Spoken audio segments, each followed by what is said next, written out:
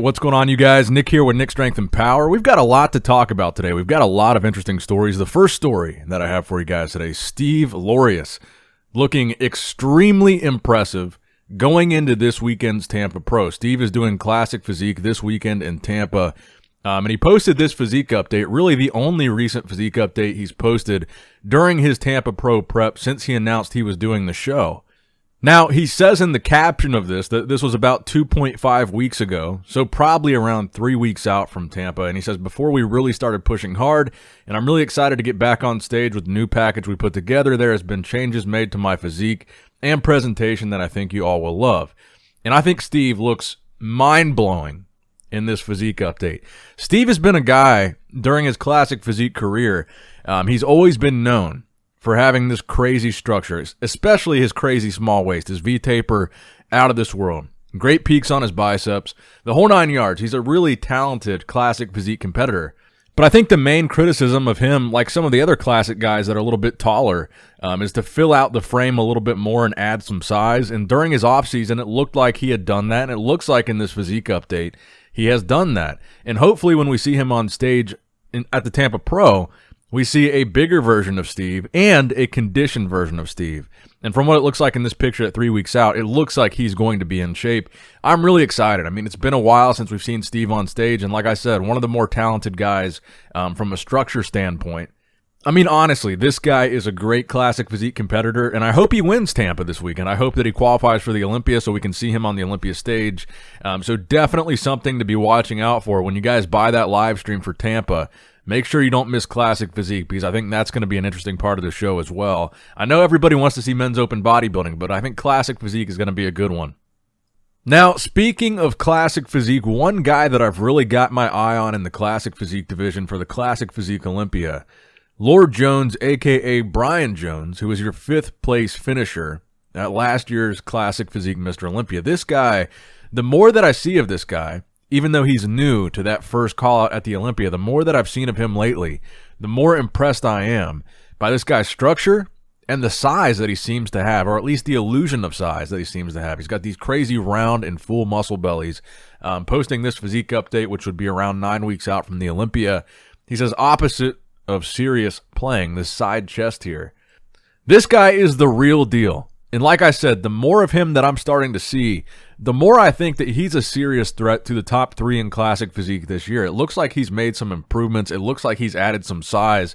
And he's got, like I said, crazy round muscle bellies. And I think he's going to be very successful in Classic Physique. Even though he's a newer name, I think he's going to be a guy to watch out for at the Olympia this year, because he's just really, really impressing me lately with some of the stuff that we've seen from him.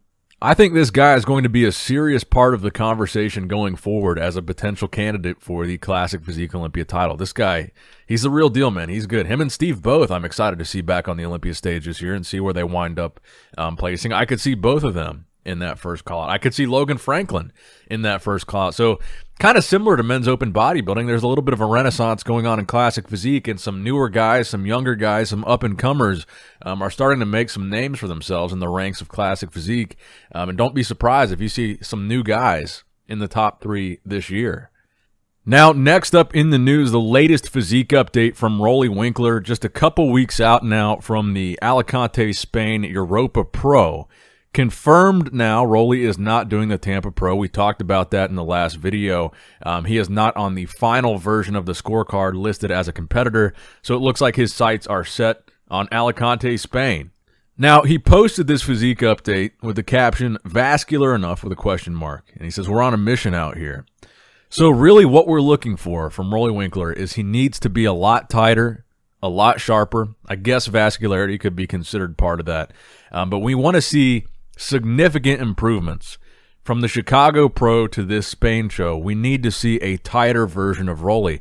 I do believe we saw a downsized version of Roelly in Chicago, and maybe the intent of that, or the thought behind that, was that if he was downsized, he would bring sharper conditioning. But not only was he downsized, but his conditioning wasn't sharper. He faded a lot during the Chicago show. He looked flat at a lot of points during the Chicago show. So what we want to see, like I said, coming up here in the Spain show, we need to see a better conditioned Roelly.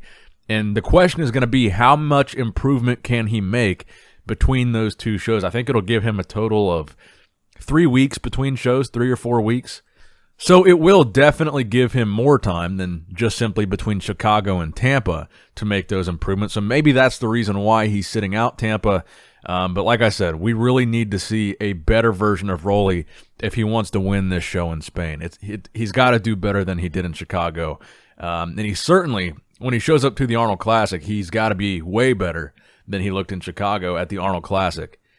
Because the way this Arnold lineup is looking, if Roelly looks how he looked in Chicago at the Arnold, he might be struggling to be in the top 10 at the Arnold Classic. The Arnold Classic, there's a lot of guys that are not playing games competing in that Arnold. And if Roelly was placing 4th at the Chicago show, he's got to do a lot better for the Arnold. That's all I got to say. Now, next up in the news, speaking of the Tampa show, Charles Griffen, who is one of my picks to be a dark horse in this show. I think he's going to be a guy that surprises a lot of people. He posted these physique updates, again, just days out from the Tampa Pro. He says, "This ain't Tinder, but swipe right," showing off his conditioning a little bit here. Charles, like I said, he's a guy that not as big of a name. He's not stirred up as much conversation, so I've been trying to inject his name into the conversation a little bit more because I really think he can be a serious threat to a show like Tampa with a pretty decent lineup. He's a guy that I think could potentially come out on top. He's a guy that could give Ian a run for his money. In fact, I believe he's beaten Ian at the Indy Pro. I believe one of the Indy Pros where I think Charles was runner-up and Ian was 3rd maybe. Correct me if I'm wrong, but one of the years Charles was runner-up to Steve Kuklo at the Indy Pro, and I believe that was the same year that Ian Valliere did it. I could be wrong, though. But Charles, like I said, he's the real deal, and when you guys are watching this live stream, don't be surprised if Charles finds himself in the top call-out right next to Ian Valliere. We're not going to know for sure until we see how these guys look on stage next to each other. But he's a guy that I've really got my eye on. He could pull off the surprise victory here. I know right now a lot of people are looking at Ian as the potential winner and the most likely winner on paper. I'm looking at Ian as the most likely winner on paper. But don't be surprised, like I said, if you see Charles giving him a run for his money in that lineup. Now, next up in the news, James Hollingshead under 9 weeks out from the Olympia. This video posted via Redcon1 showing off the latest and greatest from James Hollingshead with the caption, "The Shed is coming for the crown." And I've said this in multiple videos as well. He's another guy, kind of like I was talking about with Classic Physique. He's another guy that in men's open bodybuilding, I think maybe he's not being talked about as much. Maybe his name's not as big as some of these other guys, but I think he's going to be someone that really surprises a lot of people with his Olympia placing this year. He's going to be a guy that sneaks in there. He could be a top 6 guy this year. He's got the size. He can bring the conditioning. He's proven that he can bring the conditioning. He can win shows back to back. James is the real deal, and I think he's going to surprise a lot of people at the Olympia. Now, also in the news, Patrick Moore. Don't forget about Patrick. Patrick Moore, 9 weeks out, posting a 9-week out physique update of himself going into the Olympia. Patrick Moore qualifying by winning the California Pro earlier this year. He's been a little bit quiet since then, so he hasn't really been talked about as much lately. But judging by this physique update, Patrick certainly looks to be on track to bringing a more conditioned package than he brought in Cali to the Olympia stage. He says, "Genetics make me classic. Hard work makes me open. Some things you can't train for. You work with what you got. 9 weeks to get inside out." So he looks like he's already in fantastic shape at this point in his prep. And again, my only criticism of his California Pro win is that on the Olympia stage, he will need to be more conditioned if he wants to be within that top 10 again like he was in 2019. That he needs to step up the conditioning for this show, and it looks like he is doing that. You can clearly tell. I mean, he's in pretty good shape. So hopefully that's what I'm looking for from Patrick Moore. I think he's made the size improvements that he needs to make, the improvements to his back that he needed to make. And now with those improvements going into the Olympia, I think a heavy, heavy focus needs to be conditioning. Like the package he brought in 2019, one of the things that stood out to me, along with the classic attributes of his open physique, like he mentions here, was the conditioning. He was sharply conditioned, and I believe that's what got him the top 10 spot there. So that's what I'll be looking for from Patrick at the Olympia this year, which he has already qualified for. Now, the final story that I have for you guys today, William Bonac at what I guess would be 7 weeks out from the Olympia, giving us a physique update, a side chest pose. This has been a more active version of William Bonac.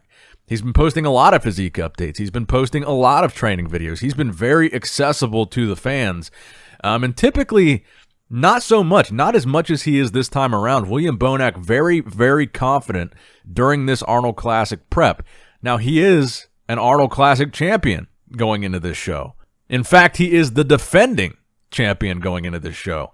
So he's got his title on the line, and he wants to go into the Olympia off of an Arnold Classic win, back-to-back Arnold Classic wins, which would give him tremendous momentum going into the Olympia. Momentum in bodybuilding is a very real thing. The saying goes, you're only as good as your last show.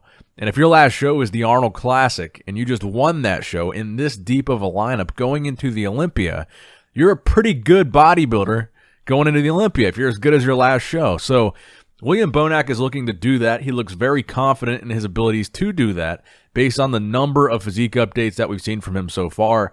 And I think he looks fantastic. So let me know what you guys think in the comment section below. Arnold Classic predictions, Olympia predictions. I've got my own videos coming on both those topics in the coming months, so make sure you subscribe for that. Make sure you give the video a thumbs up if you enjoyed it, and make sure you subscribe to the channel if you have not subscribed yet already. As always, I love you guys, appreciate you guys. Nick Strength and Power, signing out.